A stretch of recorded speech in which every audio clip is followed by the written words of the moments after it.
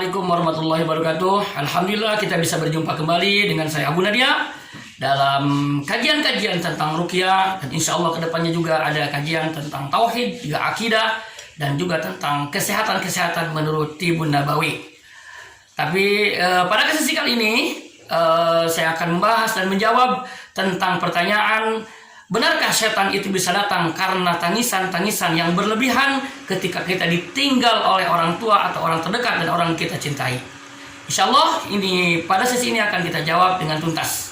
Tapi sebelumnya, kepada saudaraku yang belum subscribe, silakan subscribe dulu dan nyalakan lonceng pemberitahuannya supaya kita mendapatkan notifikasi tentang video-video saya. Jangan lupa juga saudaraku untuk like, komen, dan share sebanyak mungkin ke saudara-saudara yang membutuhkan jawaban ini.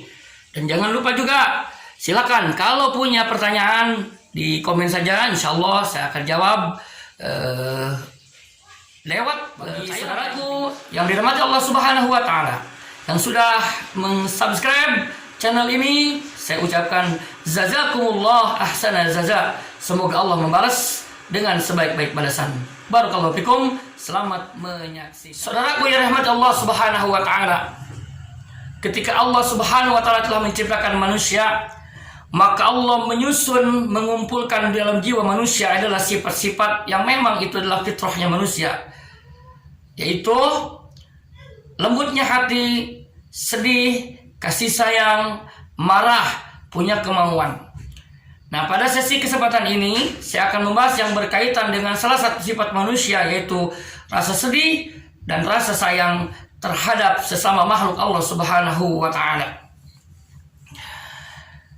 Yang mana pertanyaan tadi yaitu, benarkah pertangisan yang berlebihan dari 3 hari ataupun tangisan yang dibarengi dengan niyahah atau menjerit atau meratapi seperti menampar diri sendiri, menyobek-nyobek baju, berguling-guling ini bisa mengundang setan? Jawabannya adalah benar. Satu ketika saya kedatangan seorang tamu membawa istrinya. Beliau mengeluhkan istrinya diganggu setan dari bangsa jin, yaitu di antara ciri-ciri gangguan, istrinya bisa melihat jin, bisa melihat kuntilanak, bisa melihat pocong.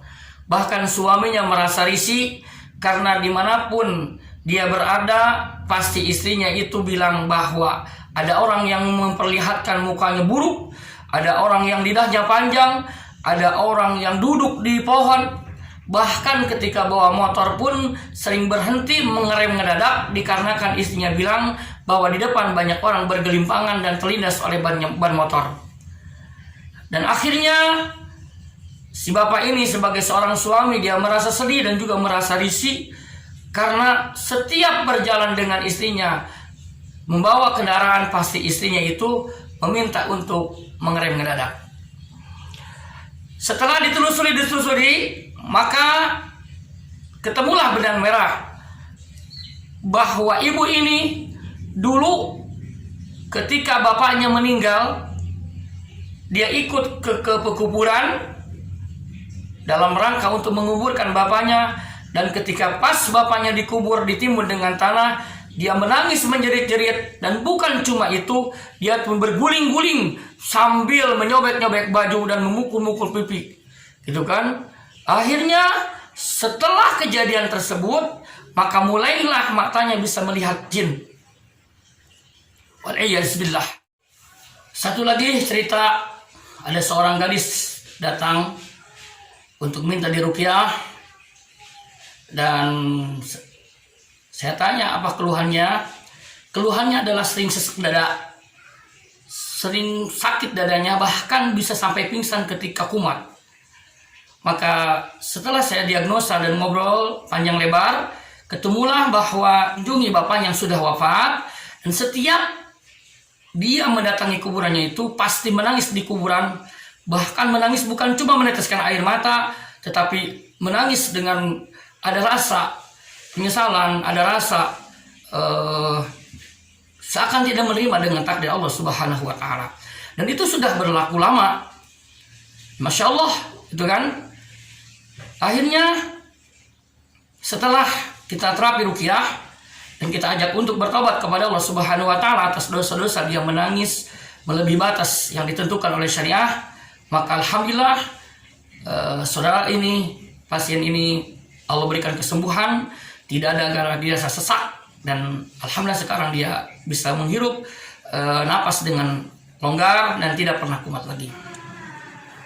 Dalam surat Asy-Syu'ara ayat 221 sampai ayat 222 Allah Subhanahu wa taala berfirman, A'udzubillahi minasyaitonir rajim. Hal unabbiukum 'ala man tanazzalu asyayatin tanazzalu 'ala kulli afakin asim. Maukah aku beritakan kepada kalian kepada siapakah setan-setan itu akan turun? Tanazzalu 'ala kulli afakin asim, bahwa setan-setan itu akan turun terhadap orang-orang yang berdusta dan berbuat dosa. Maka disinilah hubungannya. Kenapa ketika orang menangis berlebihan, berguring-guring, niyaha, meratapi, menyebut-nyebut, sampai memaki-maki, bahkan menyalahkan Allah Subhanahu wa taala, ini adalah perbuatan dosa dan bisa mengundang syaitan. Karena ini adalah dilarang oleh Rasulullah SAW. Rasulullah SAW pernah bersabda, sesungguhnya mayit yu'azzabu akan disiksa bibukai ahlihi dikarenakan tangisan keluarganya. Yang dimaksud tangisan di sini para ulama menjelaskan bahwa tangisan di sini adalah tangisan yang dibarengi dengan meratap. Maka dalam hadis sebelumnya Rasulullah SAW mengatakan bahwa mayit tidak akan disiksa dikarenakan tangisan ataupun sedihnya hati, tetapi mayit ini akan disiksa dikarenakan lisanmu, yaitu lisan yang mengeluarkan kata-kata makian, yang mengeluarkan kata-kata ratapan, yang mengeluarkan kata-kata yang menyalahkan Allah Subhanahu wa taala, yaitu menolak takdir Allah Subhanahu wa taala. Jadi Rasulullah SAW mengatakan bahwa tangisanmu, tetesan air matamu tidak akan menjadi penyebab disiksanya mayit, tetapi lisanmu yang mengeluarkan kata-kata yang kasar, kata-kata yang menuduh Allah tidak adil, meratapi, menyesali, inilah yang akan menjadi penyebab disiksanya mayit. Wa'iyad billah, na'udzubillah summa na'udzubillah min zalik. Ikhwan rahimakumullahu ta'ala, kembali kita dengan masalah tangisan ini akan mengundang syaitan.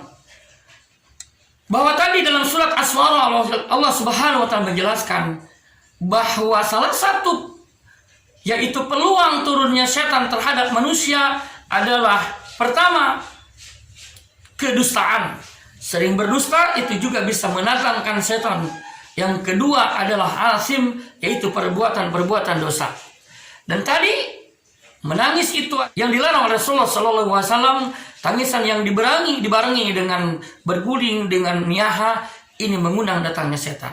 Maka kasus tadi yang saya ceritakan, inilah bukti bahwa tangisan yang dibarengi dengan niyaha, dibarengi dengan ratapan, dibarengi dengan ucapan-ucapan laknat, menyalahkan Allah, meratapi mayit, inilah yang membuat dia menjadi kesurupan dan dimasuki tubuhnya oleh setan-setan dari bangsa jin. Maka oleh karena itu, ikhwan fillah rahimallahu ta'ala, bersedih ketika ditinggal seseorang, apalagi orang yang kita cintai, itu tidak dilarang. Tetesan air mata juga tidak dilarang selama 3 hari. Tetapi dalam kurun 3 hari ini, dalam waktu 3 hari ini, dibolehkan menangis hanya sebatas meneteskan air mata, bersedih hati, tetapi dilarang untuk berguling-guling, untuk meratapi, untuk mengeluarkan kata-kata yang sampai menuduh Allah tidak adil, sampai menyalahkan Allah Subhanahu wa taala. Inilah akan mengundang datangnya syaitan. Berhati-hatilah saudaraku, ketika kita ditinggalkan orang yang kita cintai, yang kita sayangi, bersedih, itu memang adalah fitrah manusia dan memang Allah ciptakan. Itu adalah salah satu karunia Allah, sedihnya hati. Menangis itu juga adalah salah satu karunia Allah Subhanahu wa taala, sifat manusia yang memang Allah ciptakan. Tetapi ketika menangis dicampur dengan ratapan, inilah yang dilarang. Semoga kita dijaga Allah Subhanahu wa taala dari gangguan setan dari jenis apapun dan cara apapun. Wallahu a'lam.